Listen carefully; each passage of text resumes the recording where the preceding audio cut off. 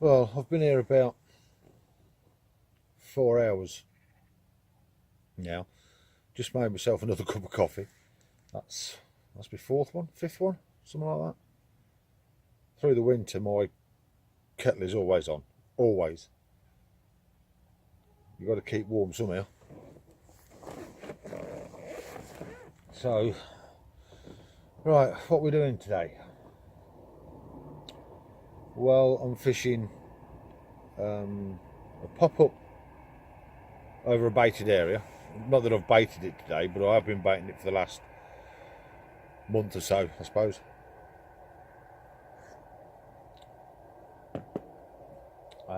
Fishing one on a pop-up as a rover. That's on a wussy pull rig. And I'm fishing my third one as just a plain ordinary bottom bait. Although it's not the exact rig that's out there, because I'm using a size 5 ESP curve. This is a long shank nailer rig, but that's the rig that I'm using. That's for a low sitting pop up. That's the rig that I always use. I have tried the multi rig, but I didn't get on with it. I tied a Ronnie rig up and I looked at it and I thought that's exactly the same as a 360. So I don't use the Ronnie rig. Don't get me wrong, they're good rigs and they caught a lot of good fish, but they just don't suit me. The multi rig, the first time I used, well, the only time I used it, I cast it out and brought it back and it was tangled. Now, that's a big no-no. With that 360, I can't think of a time when it's come back tangled. All right, it may do for other people, but not for me. So I'll continue to use that. The Ronnie rig, there's not enough flexibility in the hook. Yeah, there's a lot of flexibility in the bait, but not in the hook itself. So I don't use that one. I mean, like, it's just basically a withy pole rig and a 360 rig that my pop-ups are. I mean, everybody's got their own different take on things. It's like arseholes. Everybody's got one. So yeah, when I pack up today, which will be in a couple of hours time I suppose, I've got about a kilo of boilies over there that'll go in the swim ready for the weekend, and I've also got about 3 kilo sorry, I've got about 3 kilo of mixed particles that'll go in again ready for the weekend. So I mean, that's what I've been doing after every time I come down, whether it be for a weekend, which is very rare, or at the end of the day. I'll put out quite a bit of bait, well, quite a bit of bait for this time of year, and then fish on it the next time I come down, just using single hook baits, with the exception of the bottom bait rig. Then I do spread about, I don't know, 20, 25, perhaps even 30 baits around it.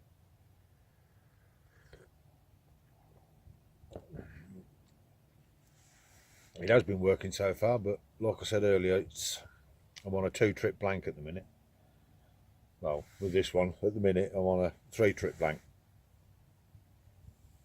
But they'll come. Keep the bait going in the same spots, and they know it's there. So when they fancy a feed, they'll just nip in, pick a few bits up, and then move off again. My standard winter tactics, really. when I'm actually fishing, I don't use a lot of bait, but at the end of my session, as I said, end of my session, I'll put some bait out ready for the next session. The thing is, at the end of next week, this coming weekend, that'll be the last time I'm able to get down for about a week. So I may up the bait. I'm not too sure yet. Instead of putting 2.5 kilo in, I'll put the 5 kilo in it all in one hit instead of over twice in the week. I mean, that's going to take some spomming out. I've got a bait boat, but I don't use it. So that's where we are at the minute. Blanking my arse off, as is usual for this time of year. So, yeah, right. Well, the wind's still blowing a good one. Just had a rain shower. Nothing's happened on the rods yet. Just making myself another cup of coffee. Trouble when I go fishing, especially this time of year. Bloody kettle's always on. Always on.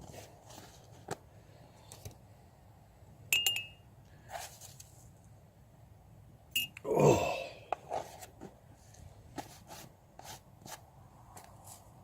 What do you prefer in the winter? Do you prefer gas or do you prefer petrol? Basically, I prefer gas because I don't like the idea of getting petrol on my hands when you're filling your cooker up, or when you have to grab hold of it and chuck it out the bivvy, and then grabbing hold of my baits and putting free baits out and rebaiting and stuff like that. No, I don't like that idea one little bit. So for me, it's gas. A little trick I use, so I'll keep turning around looking at my rods. A little trick I use when I'm on a night session. If I'm on a day session, it's not so bad, but if I'm on a night session, when it gets cold at night, I'll disconnect my gas bottle from my cooker or cookers, and then drop them in the sleeping bag for the night. That way, when you wake up, you grab a gas bottle, connect it back up, you got warm gas, you can have a warm cup of coffee for a start. I don't drink tea. I've not had a cup of tea for about, I don't know, must be 30 years. I hate the stuff. I think that stems from my mum and dad. They was big tea drinkers, but never used to touch coffee. But coffee for me, every day of the week.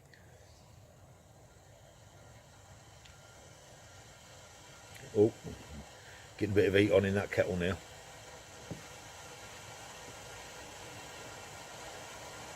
I've not gone too heavy with the bait. I've put about, I don't know, 25, 30 baits round one rod. I've not put any round the other one because I've been baiting that spot up with particles, and I put in 5 kilo when I was down on, well, when I finished on Tuesday, because I've done on Monday, Tuesday, early part of the week. So I've not put no bait on that one at all. Just hoping that there's one or some of it left, which I very much doubt, because there's a lot of ravenous rudd in here. Oh, kettle's up.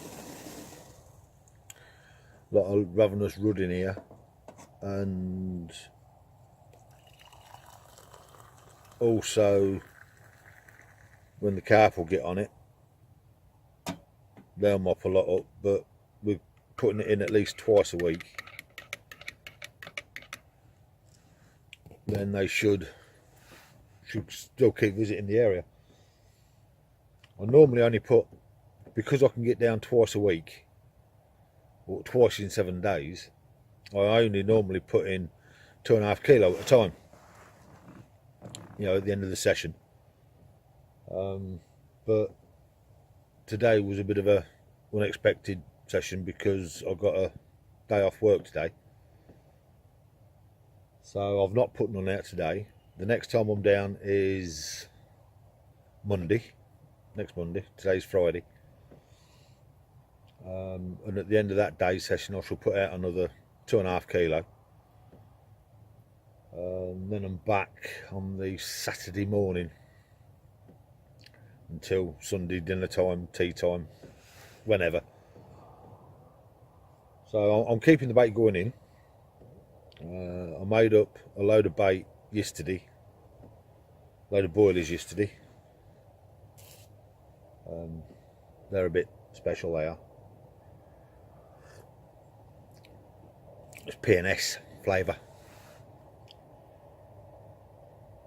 As I said on one of the Facebook pages, it's a good job I didn't put maple in there as well. And then it would have been PMS, and we all know what a bitch that can be.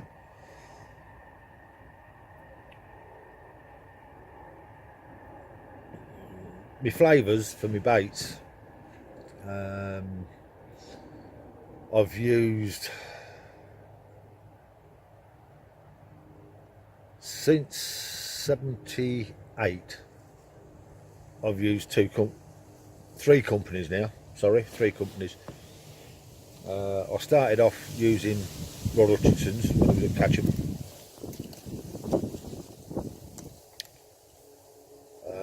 Then in 90, well, he sort of went off the market in 88, but you can still get the flavours because Nash took it over. And I used them up until, although we didn't have the full range, I kept using them until 91, 92. Then I moved on to NutriBaits flavours, which I've done really well on. And just lately I've gone on to CC Moore's flavours. For the simple reason that, my local tackle shop don't do NutriBaits anymore. I was saying that, I don't think anybody does. But I think you can get them online now, direct from NutriBaits.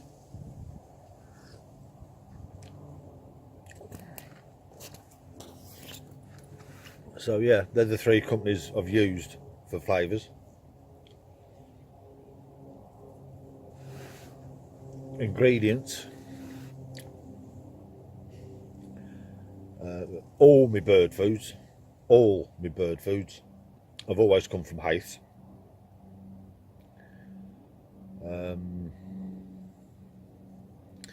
My fish meals I used to get myself from a local horticultural shop, but with the advent of LT94 and stuff like that, I don't use that no more, because that was just plain white fish meal. There's nothing wrong with it, nothing wrong with white fish meal at all. It's just that I found a better fish meal than plain white fish meal. I've used it for a number of years now, and as far as I know, there's only one place I can get it from now, unless I go into the horticultural shop and ask for a Pacific bag. But I can't see them ordering a pallet full just for one bag, and that's herring meal. SCO 70 it's called. Love that fish meal. Not such high in protein as LT94, but Yeah, you can make a good bait with that.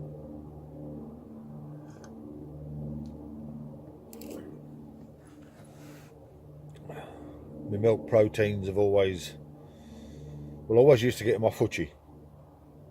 And then I started going to quality baits near Birmingham for them. Because they seem, I don't know why, they seem to be cheaper than anywhere else. A kilo at the moment, as it stands, a kilo of casein from quality baits is 12 quid, and everywhere else, AA baits, CC Moores, and places like that where you can actually buy separate ingredients, they're 15 quid a kilo. Now it's got to come from the same factory, so what's the 3 quid price difference? Particles, again, have always been Haiths. I'm not saying use Haiths, it's just that whatever company you use for your particles, make sure they have a high turnover, because the last thing you want to be doing is paying premium prices for an inferior product.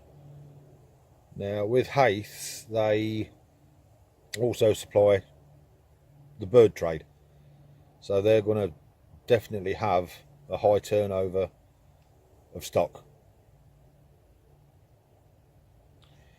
With tiger nuts,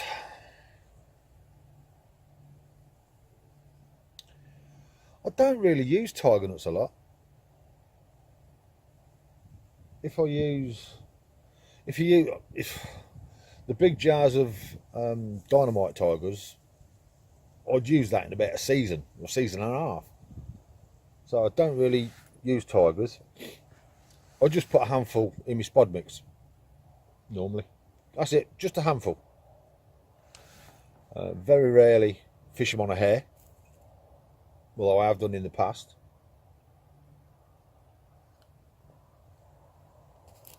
I mean, in saying that, I've got a tub of the CC Moore dyed and flavoured tiger nuts sat at home that I've had there for, must be 2 years now. Because I thought it was going to be something different. Yeah, they're different, but I just don't use them. My favourite particle, after hemp, is maples. Now the trouble with maples is tench love them and bream love them.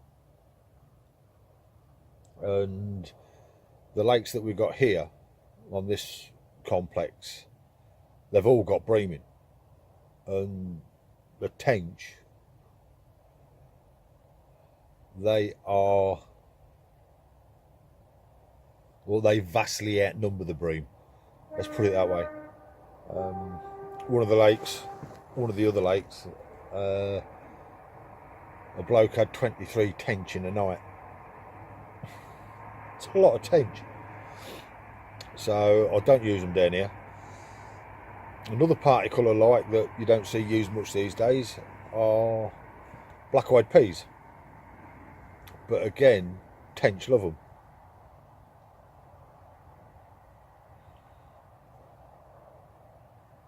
Maize, I use the standard maize, but again, that's just for spod mix. Out the maize products, my favourite is the popcorn maize. Pardon me.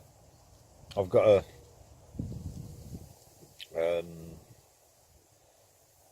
food warehouse close to me, and I can get 2 kilo of popping maize, it's called. Or, no, popping corn. Can't remember whether it's called popping maize or popping corn. And 2 kilo of that cost me less than 2 quid. Same as me semolina and maize meal. 3 kilo, well, a kilo and a half bag of each is less than £3. So just mix that 50-50, and then if you like, either 50% bird food or 50% fish meal, or 25% bird food and 25% fish meal, you've got a bait that will catch carp. You know, talk about getting bait on the cheap. Yeah, you can catch fish on cheap baits, and you can compete with the baiting teams with that because it's so cheap. I mean, you get 3 or 4 blokes coming down here putting 3 or 4 kilo in each a week. So that's 12 kilo, well, not say 9 kilo, you know, for argument's sake. Or even if there's 2 people, 6 kilo a week. You can come down, because that bait is cheap, you can come down in and put 10 kilo in if you want a week. So the fish will get on your bait. You know, couple it with a decent flavour, and you're laughing. You know, what these people pay 7, 8, 9, 10, 11, 12 quid a kilo for bait, beyond me. I mean, my tackle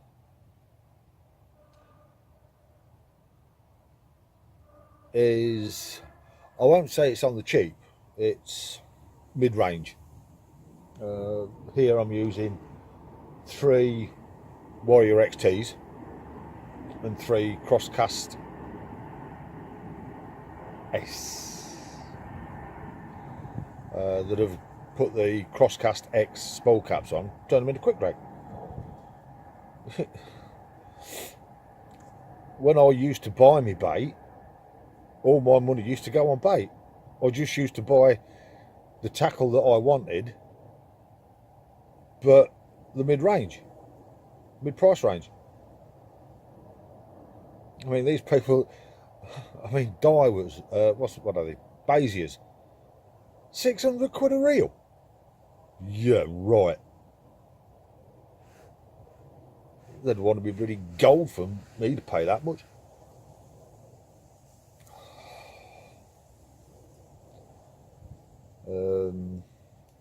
Shimano have got one out, 700 quid. I think. The buzzers I use are Mark 1 Steve Neville's with 8 ETX backs on. Them 3, the actual buzzers cost me 120 quid for the 3. And the 8 ETX backs and the sounder box was another, I think it was about 150 quid at the time. So I've got a set of remote buzzers for 200 quid, less than 300 quid. The bank sticks are, now don't laugh at this, my bank sticks are from Badger Tackle. Now, how long is it since they packed up? Still going strong. The buzz bars are from Badger Tackle. What else have I got with me? I brought a new cradle 3 years ago.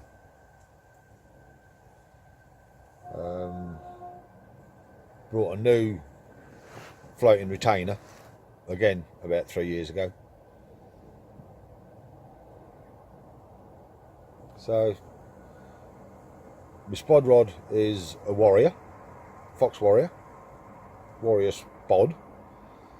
My marker rod is an old Nash Outlaw spod rod. I think that's about £4.5 test curve. But I didn't, you know, it don't bother me, the test curve. It's just the stiffish action, and then you can feel everything. So, yeah, that's another entry done. Got a bit of blue sky up there, so hopefully the sun will come out, warm the water up and push the fish this way a little bit, I think. Right, catch you later.